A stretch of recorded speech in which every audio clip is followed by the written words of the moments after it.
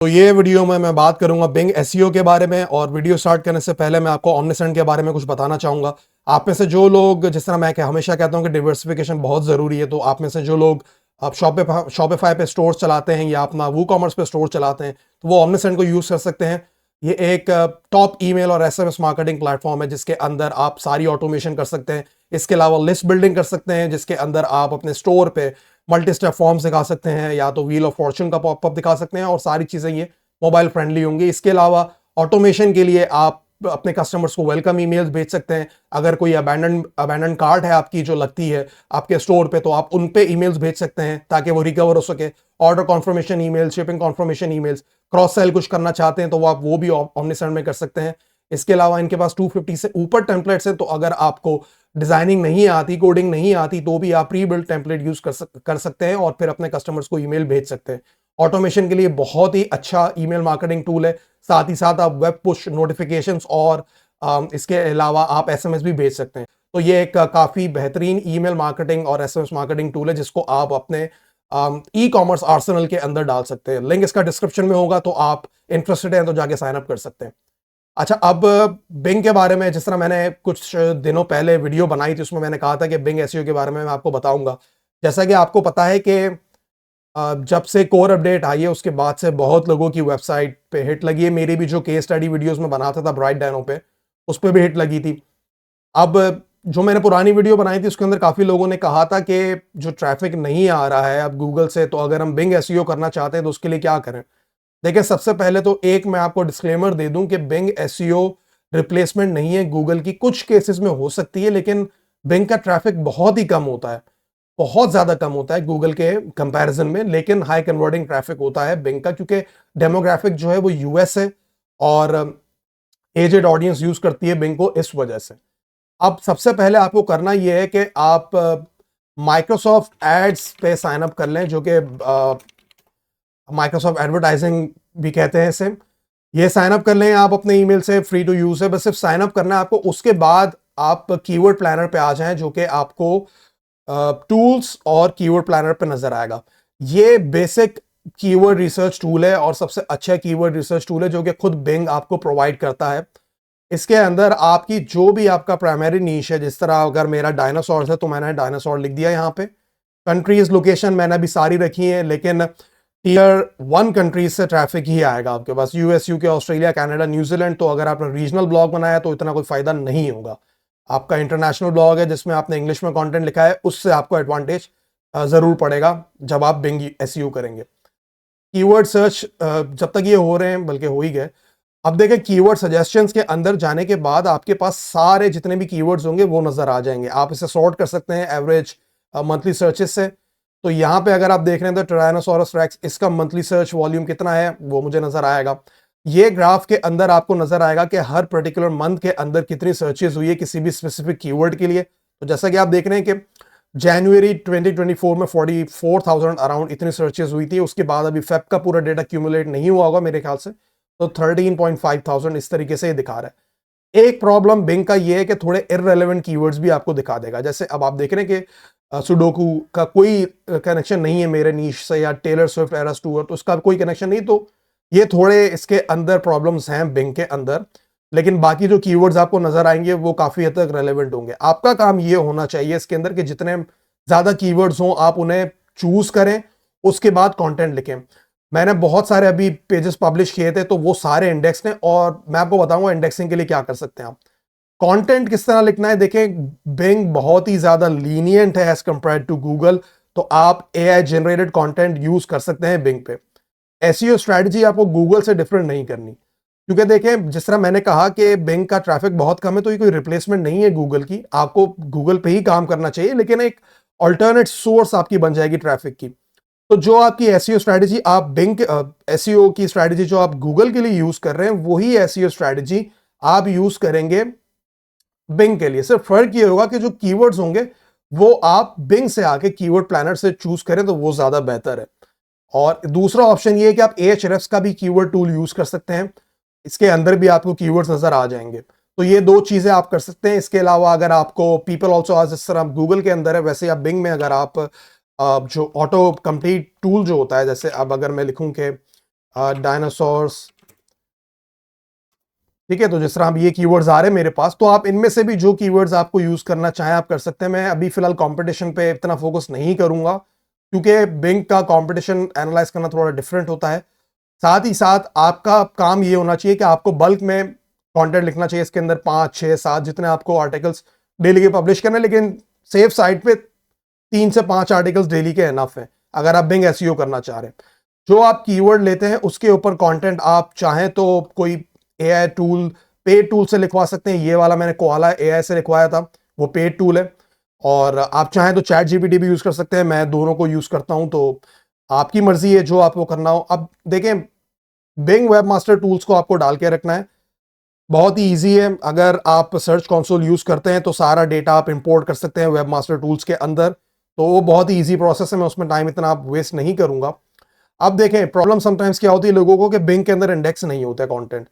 Bing में usually 1 से 2 minute के अंदर कंटेंट इंडेक्स हो जाता है, समटाइम्स थोड़ी देर लगेगी, मगर जितने मैं कंटेंट अभी डाल रहा हूं और बिंग पे, वो तकरीबन 1 से 2 मिनट के अंदर ही वो इंडेक्स हो जाते हैं। मैं बताता हूं कैसे। देखिए, अगर आप रैंक मैथ यूज करते हैं तो रैंक मैथ के अंदर इंस्टेंट इंडेक्सिंग का एक ऑप्शन होता है यहाँ पे। अगर डिसेबल्ड है तो आप उसे इनेबल कर दें। उसके बाद इंस्टेंट इंडेक्सिंग में आकर आपके पास सेटिंग्स के अंदर एपीआई की वगैरह होगी, या नहीं आ रही तो आप चेंज की कर दें या चेक की कर लें तो आपको नजर आ जाएगा। उसके बाद सेव की। इंडेक्स नाउ, इंस्टेंट इंडेक्सिंग के अंदर जो इंडेक्स नाउ एपीआई होती है वो बेसिकली बिंग की है। तो जो भी आप कंटेंट पब्लिश करेंगे, बिंग को नोटिफिकेशन चली जाती है, जिस तरह आप गूगल में करते हैं, तो इसके अंदर भी नोटिफिकेशन चली जाती है। अब दूसरा ऑप्शन क्या है? दूसरा ऑप्शन ये है कि आप जब बिंग के अंदर इंडेक्स नाउ पे क्लिक करते हैं तो इंडेक्स नाउ के अंदर आपके पास यहां पे सबमिटेड यूआरएल्स आ जाएंगे, जो कि देखिए रैंक मैथ सोर्स थी। अगर आपको फिर भी ये चीज नहीं करनी तो यूआरएल सबमिशन में जाके आप सिंपली सबमिट यूआरएल्स में करेंगे यहां पे क्लिक, और उसके बाद आप यहां पे लिख देंगे, और उसके बाद जैसे ही आप सबमिट करेंगे तो यूआरएल सबमिट आ जाएगी आपके पास, ठीक है। और उसके बाद फिर आप यूआरएल इंस्पेक्शन में भी जा सकते हैं, और आप अपनी यूआरएल टाइप कर देंगे, इंस्पेक्ट कर देंगे, जैसे आप गूगल सर्च कंसोल में करते हैं। अब देखिए, इंडेक्स सक्सेसफुली आ रही है। अगर नहीं आती है आपके पास, आप रिक्वेस्ट इंडेक्सिंग कर देंगे तो विद इन अ मिनट और 2 आपका कंटेंट इंडेक्स हो जाता है, ठीक है।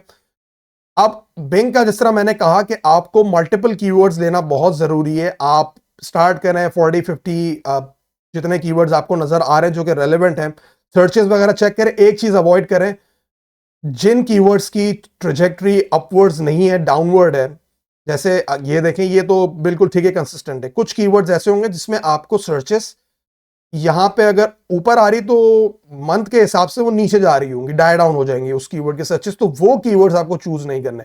या तो जिसकी ट्रेजेक्टरी अपवर्ड जा रही हो, या तो नॉर्मल हर महीने के सर्चेस हो रही है फॉर द लास्ट 12 मंथ्स, तो आप उन कीवर्ड्स को यूज कर सकते हैं। उसके बाद अपना कंटेंट लिख सकते हैं। कंटेंट के लिए आप एआई भी यूज कर सकते हैं, या तो अगर आपको ओरिजिनल कंटेंट लिखना है अपना, वो भी कर सकते हैं। एआई कंटेंट बहुत ही इंडेक्स होता है, जिस तरह मैंने कहा कि गूगल के मुकाबले में बिंग काफी लीनियंट है, एआई कंटेंट बहुत ही इजीली इंडेक्स कर देता है। अब बाकी फीचर्स आप वेब मास्टर टूल्स में क्या क्या यूज कर सकते हैं। साइट मैप, अगर आपने सबमिट नहीं किया तो आप सबमिट साइट मैप कर सकते हैं, लेकिन अगर आप सर्च कंसोल यूज कर रहे होंगे तो ये सारी चीजें ऑटोमेटिकली आपकी बिंग पुल कर लेगा सर्च कंसोल से, तो उसमें आपको प्रॉब्लम नहीं होगी। इसके अलावा एक चीज ये आप कर सकते हैं बिंग में कि कीवर्ड रिसर्च। देखिए, जब आपकी वेबसाइट आपने जब बना दी है और जब आप डेटा इंपोर्ट कर लेंगे, उसके कुछ टाइम बाद आपको सजेस्टेड कीवर्ड्स नजर आएंगे, जो कि बिंग आपको बताएगा आपकी वेबसाइट के हिसाब से कि कौन कौन से कीवर्ड्स को आप टारगेट कर सकते हैं। इसके अलावा आप किन किन कीवर्ड्स पे अपना कंटेंट लिख भी सकते हैं। टॉप इनसाइट्स पे आप जाएंगे तो आपको जो थोड़े प्रॉब्लम्स होंगे वेबसाइट के नजर आएंगे। ये H1 टैग मिसिंग है, तो मेरे होम पेज का तो इतना इसमें इश्यू नहीं है। और बैकलिंक्स भी आपको यहां नजर आ जाएंगे जो आपकी वेबसाइट पे होंगे, ठीक है। साइट एक्सप्लोरर के अंदर आपके पास अगेन सारी चीजें नजर आ जाएंगी कि कितने पेजेस क्रॉल्ड हैं, कितने नहीं है, तो ये सारी चीजें भी आपको नजर आ जाएंगी। अब सर्च परफॉर्मेंस में मैंने पहले भी इस वीडियो के पुरानी वीडियो में कहा था कि यहाँ पे आपको वो कीवर्ड्स नजर आएंगे जिन पे आपकी वेबसाइट ऑलरेडी रैंक्ड है या शो हो रही है। तो आपको अगर ऐसे कीवर्ड्स यहाँ पे नजर आते हैं जिन पे कंटेंट आपकी वेबसाइट पे नहीं है, मगर आपका कोई रेलेवेंट पेज शो हो रहा है, तो आप उस पर्टिकुलर कीवर्ड को भी यूज कर सकते हैं, उसके ऊपर फिर अपना कंटेंट लिख सकते हैं, वो ज्यादा अच्छा रहेगा। तो आपको यहां से आइडियाज मिलते रहेंगे कि आपको किस तरीके से कीवर्ड्स लेने हैं उसके बाद काम करना है। और जैसे अगर आप कीवर्ड फ्रेजेस पे लिखेंगे, यहाँ पर भी आप लिख सकते हैं, और यहाँ पे आपको मंथली इंप्रेशंस वगैरह, फिर यहाँ पे भी जो रिलेटेड कीवर्ड्स होंगे आपको नजर आ जाएंगे। क्वेश्चन कीवर्ड्स यूजुअली एम्प्टी होता है, न्यूली डिस्कवर्ड भी ये वाला कॉलम एम्प्टी रहता है, कुछ कीवर्ड्स पे आपको नजर आ जाएंगे। यहां से भी आपके पास ऑप्शन है कि आप कीवर्ड्स को चूज कर सकते हैं अगर जब आपको अपना कंटेंट लिखना हो, और उसके बाद जब आप पब्लिश करेंगे तो कुछ टाइम में इंडेक्स भी हो जाएगा विद इन अ मिनट और टू, जिस तरह मैंने कहा। नहीं होता तो यूआरएल इंस्पेक्शन टूल यूज करके उसके बाद भी आप अपना कंटेंट को इंडेक्स कर सकते हैं, और जो भी मॉनिटर करना हो अपने कंटेंट को वेबसाइट का जो है उससे आप कर सकते हैं। अब देखें, एक चीज मैं बता दूं आपसी कि ये बिंग पे आप ये एक्सपेक्ट नहीं कर सकते कि गूगल जितना ट्रैफिक आएगा, ठीक है, क्योंकि सॉरी मेरा अगर माइक गिर गया था, क्योंकि देखें ये अगर मैं आपको एक चीज दिखाऊं यहाँ पे, तो इंप्रेशंस मेरे 27.9 क्लिक्स कम है। तो उसका रीजन ये कि बिंग का जो इंटरफेस है वो थोड़ा कॉम्प्लेक्स है गूगल से। गूगल का तो सिंपल सा है ना, कि आपने अगर जैसे जो आपको लिखा है तो आपको अच्छी इंफॉर्मेशन नजर आ गई सामने। प्रॉब्लम असल में बिंग का ये होता है कि बिंग में जब कीवर्ड्स लिखते हैं तो एक तो को पायलट भी आ गया जो कि चैट जीपीटी की इंटीग्रेशन हुई हुई है। उसके बाद अब थोड़ा सा आप देखेंगे तो नेविगेट करना बिंग को डिफिकल्ट है। मतलब आपके पास पहले एक स्निपेट भी आ रहा है, साथ में इमेजेस नजर आ रही हैं, उसके बाद फिर नीचे एक्सप्लोर फर्दर के अलग लिंक्स आ रहे हैं, फिर एक्सप्लोर फर्दर में और लिंक्स आ रहे हैं, फिर साइड में आपके पास अलग इंफॉर्मेशन आ रही है, यहाँ कहीं फिर आपका जो कंटेंट होगा वो आपको नजर आ जाएगा। तो यहाँ पे असल में बिंग में नेविगेट करना थोड़ा डिफिकल्ट है, इस वजह से इसका क्लिक थ्रू रेट हमेशा नीचे रहता है। कुछ कीवर्ड्स पे हो सकता है कि क्लिक थ्रू रेट आपका बहुत हाई, और ये डिपेंड करता है कि उसकी इंटेंट कैसी है कीवर्ड की।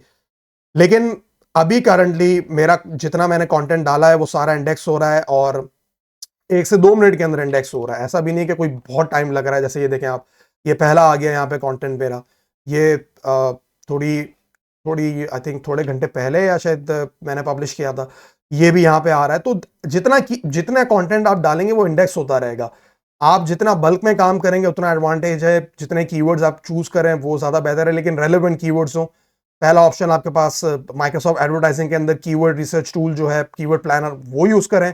Ahrefs को यूज कर सकते हैं, और थर्डली वेब मास्टर टूल्स के अंदर जो कीवर्ड रिसर्च का अलग से आपके पास यहाँ पे ऑप्शन आएगा, उससे भी आप यूज कर सकते हैं ताकि आपके पास मजीद कंटेंट आता रहे। इंस्टेंट इंडेक्सिंग के लिए आप अपनी इंडेक्स नाउ एपीआई को यहाँ पे यूज करें, जो कि ऑटोमेटिकली जनरेट होती है। नहीं होती तो आप क्लिक कर देंगे, हो जाएगी रैंक मैथ के अंदर। नहीं हो रहा तो जिस तरह मैंने कहा यूआरएल इंस्पेक्शन में भी आके अपना कंटेंट सबमिट कर सकते हैं, बहुत ही जल्दी कंटेंट इंडेक्स हो जाएगा।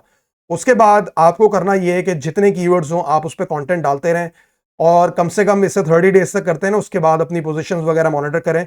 लेकिन देखें, क्योंकि आप साइमल्टेनियसली दो चीजें करेंगे, क्योंकि गूगल पे भी जाहिर सी बात है आप अपने एसईओ स्ट्रेटजी यूज करेंगे ही, तो उसे चेंज मत करें, सिर्फ कीवर्ड्स अलग से लिखें। और कोशिश ये करें कि अगर एआई जनरेटेड कंटेंट भी आप यूज कर रहे हैं तो आप थोड़ा अपना ह्यूमन टच दें।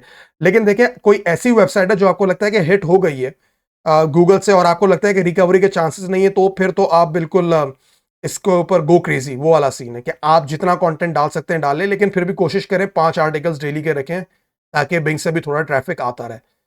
तो इस तरीके से आप एक एडिशनल ट्रैफिक सोर्स बना सकते हैं और ट्रैफिक ले सकते हैं, ताकि आप अगर कोर अपडेट से आपकी वेबसाइट हिट हुई है तो आप पूरी तरीके से सोलली गूगल पर रिलाय ना करें, बल्कि जो अल्टरनेट ट्रैफिक सोर्स है उन्हें भी आप यूज कर सकते हैं ट्रैफिक लेने के लिए। तो यहां मैं अपनी वीडियो एंड करता हूं। अगर ये वीडियो पसंद आई तो लाइक कर दें, शेयर कर दें, और अगर आपने चैनल को सब्सक्राइब नहीं किया तो सब्सक्राइब कर दें। और ये वीडियो देखने के लिए बहुत शुक्रिया। Thank you.